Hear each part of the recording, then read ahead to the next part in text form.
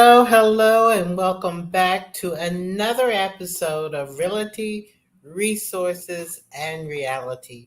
My name is Felicia Moore. I'm going to be your host for this segment here at Exit Realty West Midtown. We are so glad that you are joining us. We need your help, though. We need to make sure we get this information out. We're going to give you quality information that you can use, or maybe someone you know in your family can use. It's applicable here in Georgia as well as across the country. Today, we're going to talk about renting right. Yes, there's a way to rent right. Yeah, you think the agent's only dealing with buying and selling property, homes, land, that kind of thing. But we also work with many of you out there that are not ready for home ownership right now and you want to rent. And an agent is an excellent resource for that as well because they can help walk you through quite a bit of the maze that you need to get to and make sure that you're ready to rent right. Today, we're going to talk about some of the top 10 things that renters should do and should know before you even start looking for that property. But before I go to that, how you can help us is making sure that we can spread the word about this show and many other shows that we're doing that are really good at engaging the community and being a resource for the community. So how do you do that? Very simply, you start by sharing, and subscribing. So let me do this. I'm going to put also some information up on the screen for you, but you can hit that like button. The like button is right outside of this show. Right before you clicked on, there's a thumbs up. That's what you want to hit. You want to hit that thumbs up, and then you want to hit that bell. And the reason why you want to hit that bell, let me make sure I get this up here, is because you want to make sure all of your notifications are on. That way, you're able to be notified when a new show comes up. You might not be able to watch it right at that moment in time, but you can know that the notification's there. You can always go back and watch it later. So I'm going to do this. I'm going to put up on the screen Ask Felicia at exit westmidtown.com. And I'm going to also ask you to email me, contact me, let me know what you want to hear about and what shows you want us to focus on. Because as I'm learning, you're learning, we're learning together. I'm sharing information and experience that I've had in the field with you. So please make sure you do that. We're going to take a quick break. And when I come back, I'm going to go through the list of the 10 things. And then we're going to take time and deep dive into each of them. But please, while we're on this break, take time, like it, share it with a friend, but more importantly, subscribe and put on all of those notifications. We'll be right back.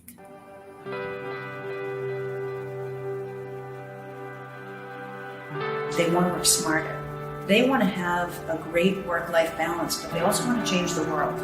And they want to do their part in changing the world. They want to embrace a company that cares.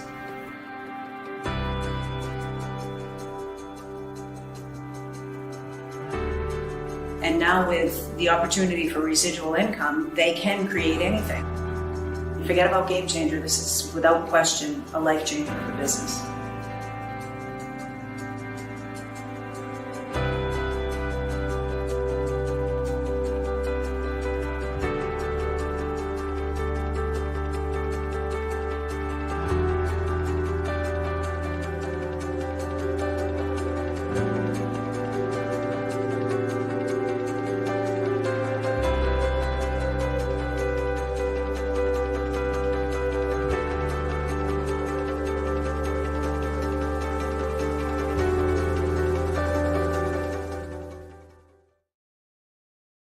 Okay, we're back.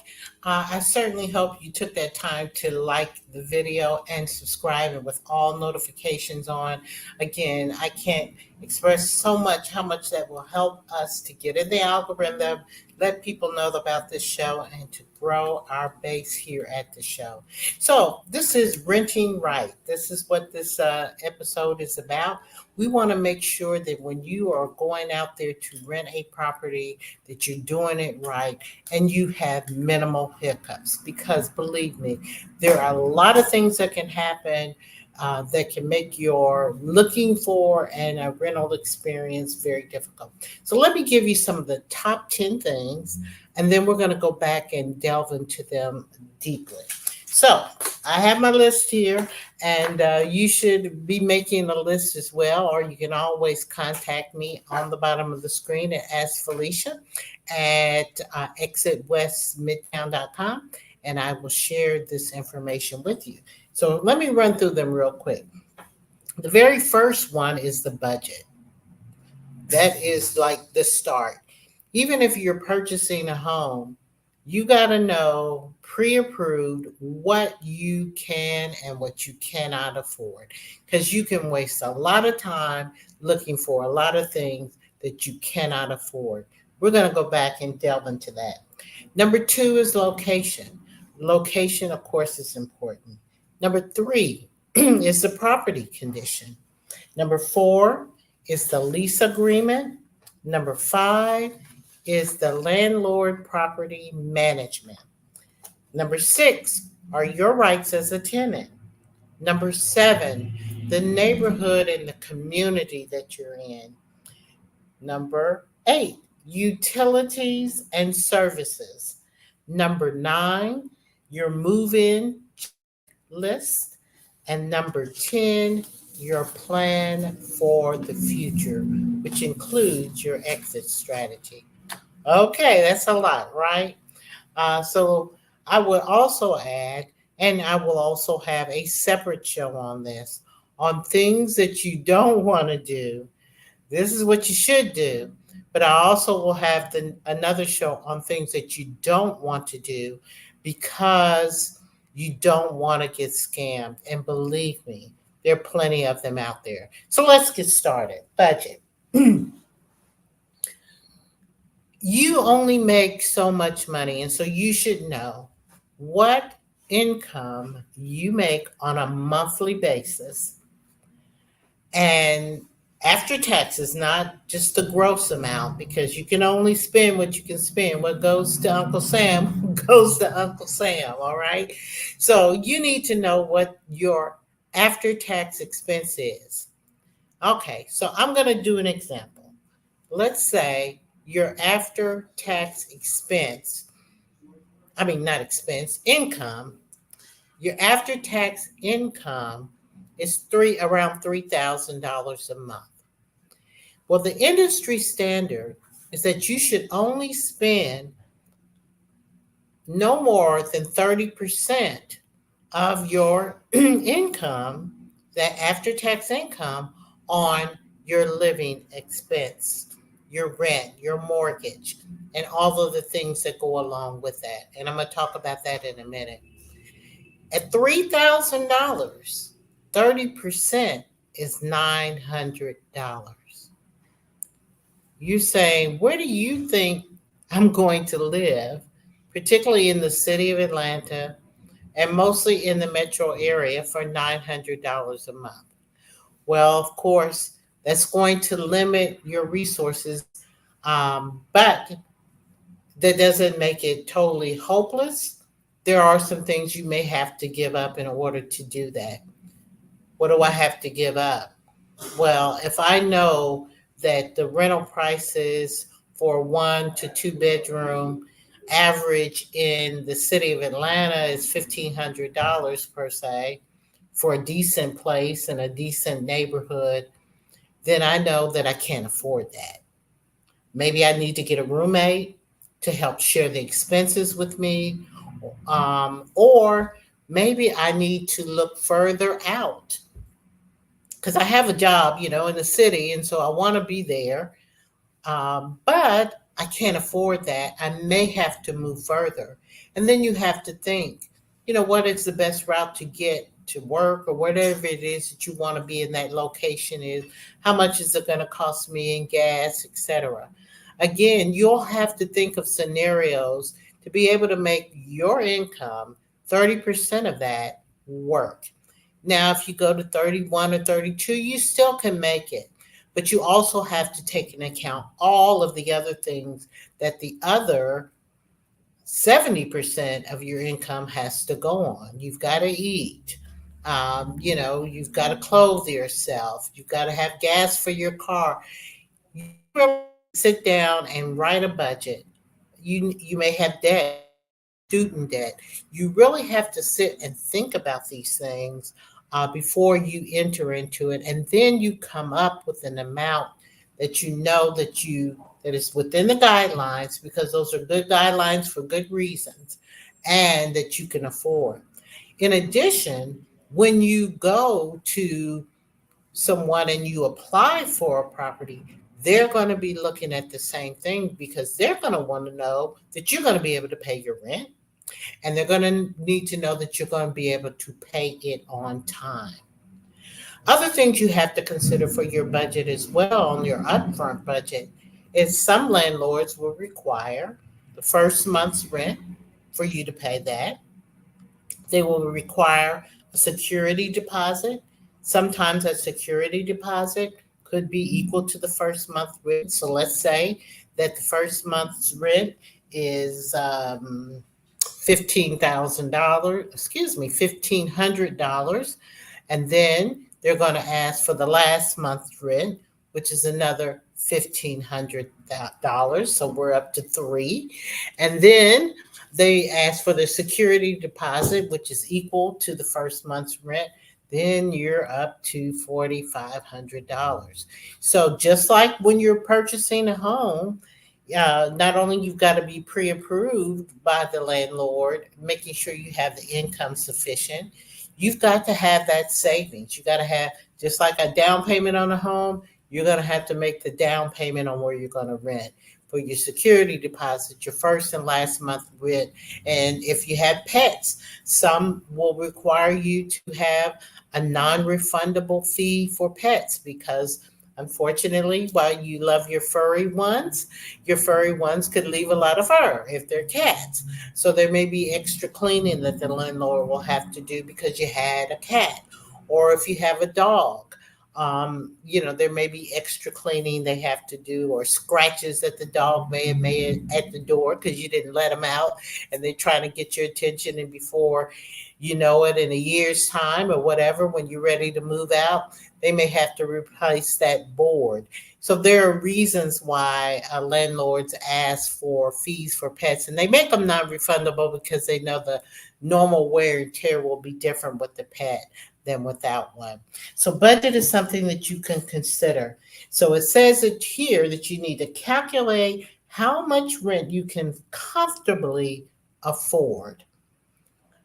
And the common guideline again is 30% of your monthly income on rent. Now there are additional costs to go with that. So while we already know that $900 isn't getting us far, what would we have to even add to that if we are able to find something in that price range? And they do exist. There are programs in most cities through their development authority, or sometimes directly with cities, where they look at housing affordability, and they look at it on what they call the AMI, the area median, and they try to price apartments on the lower end of the area median income. So there may be apartments out there where you can rent for $900 or more or less a month based on your income. But those are few and far between. They're not always there. And believe me, they get snapped up quick.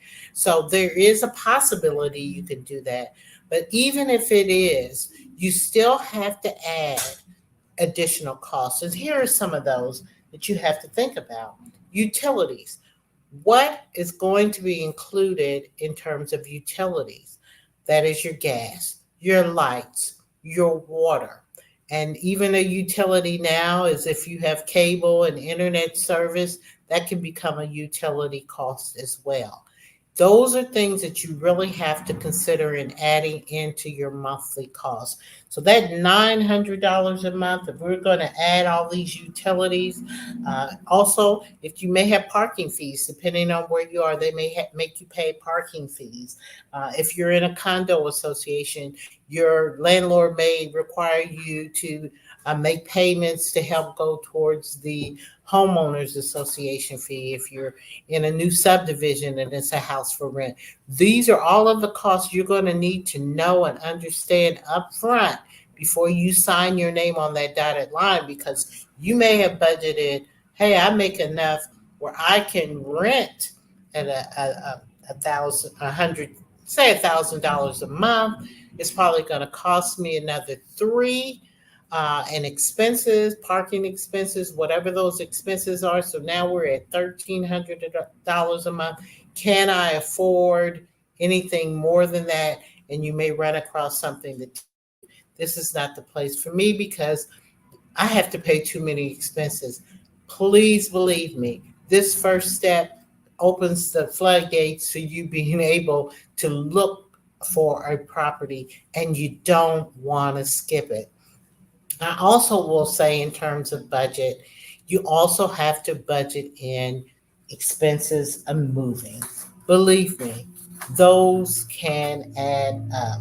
So you may have to consider your moving expenses. How much is it going to cost for me to get my furniture from here to there? Or if I don't have any furniture at all, how much is it going to cost me to furnish this? Is there something I can wait on? Can I just start off with the bed and then add the couch and everything else later? Can I rent something that will be reasonable for me, furniture, and then buy later? Can I buy used furniture, good used furniture that once I'm ready to buy what I want, I can then sell it and maybe recoup some of that money. And again, we can't forget that you are going to talk about the monthly rent, but you got to have that security deposit, that pet deposit if you have deposits, and that last month's rent. Those are things that may be asked and may be required by your landlord. So we're going to take a break there. That's a lot for you to chew on number one. Please hit the like button during the break, and we'll be right back with number two.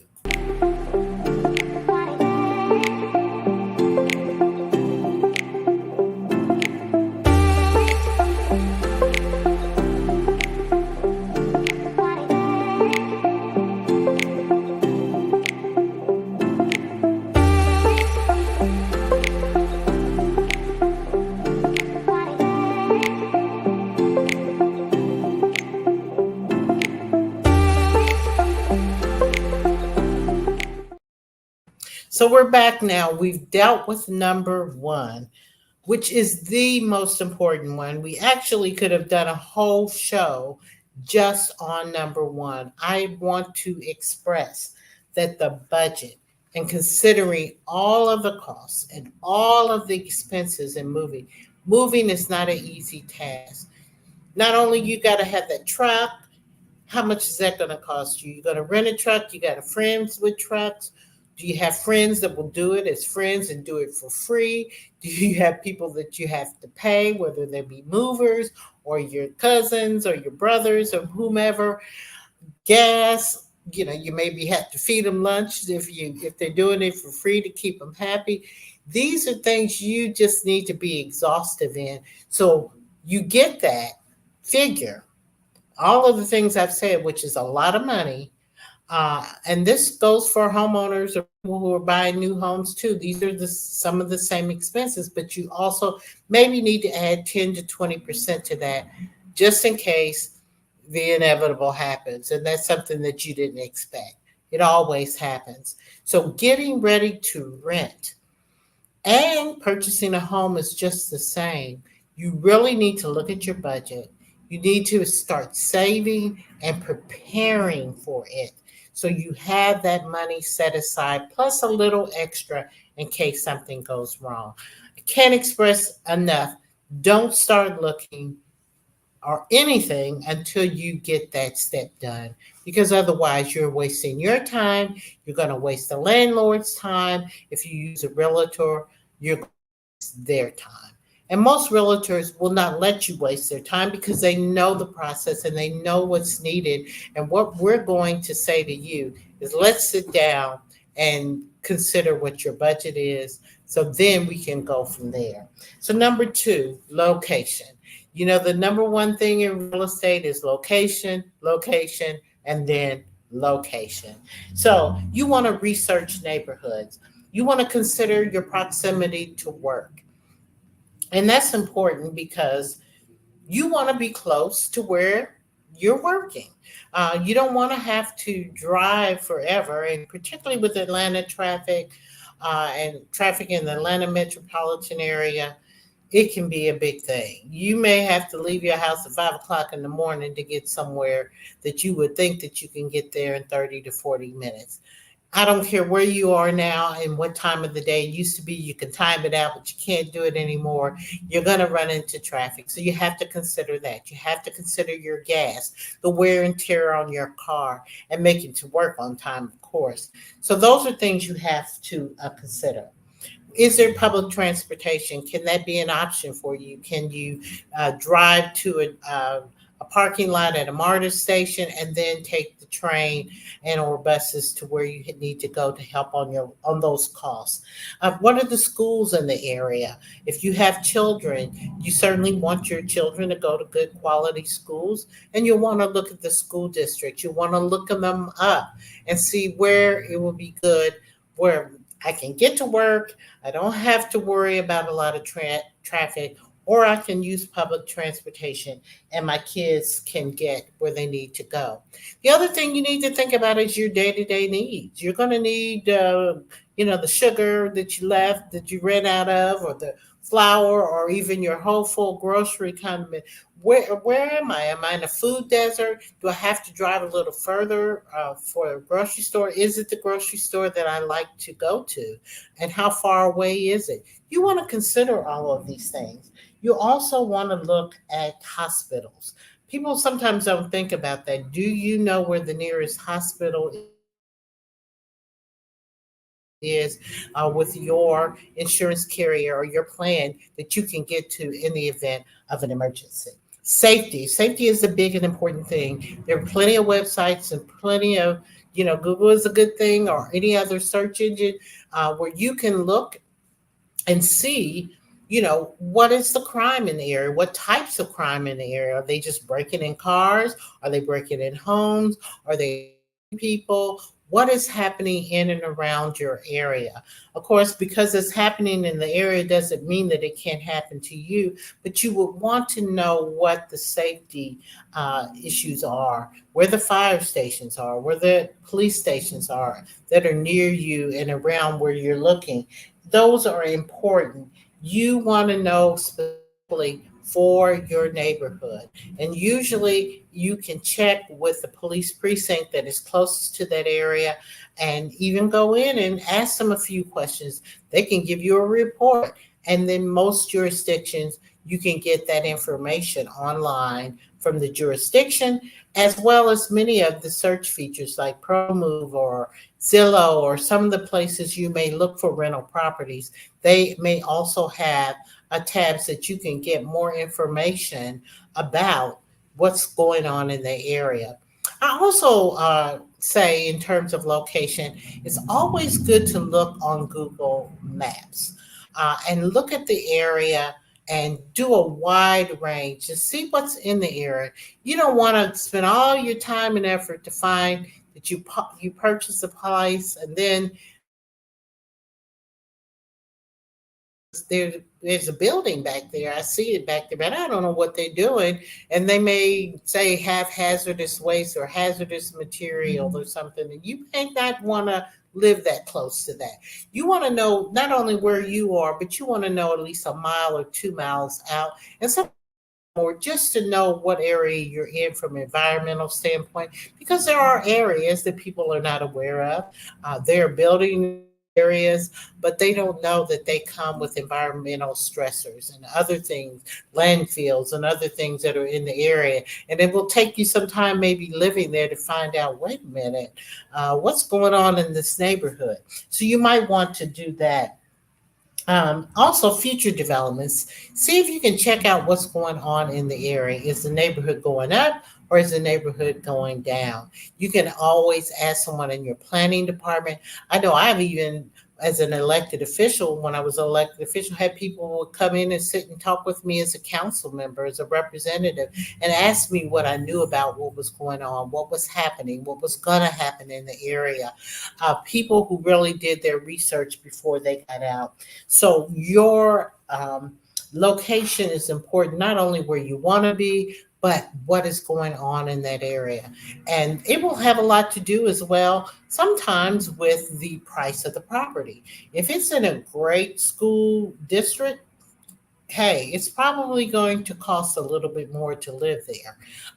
If it's not in a great school district, the rents may be lower, but there may be other things that make it affordable for you and beneficial to you.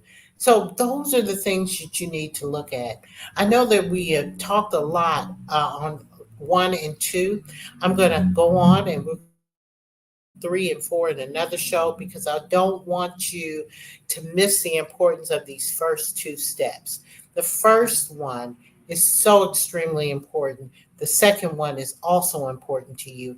I'm going to come back and recap, and then we're going to pick up in part two the next steps because these are so important. We don't want you to skip over them. We'll be right back after this. Please, on the break, go and like, share, and subscribe. Help us get this information out to everyone. We'll be right back.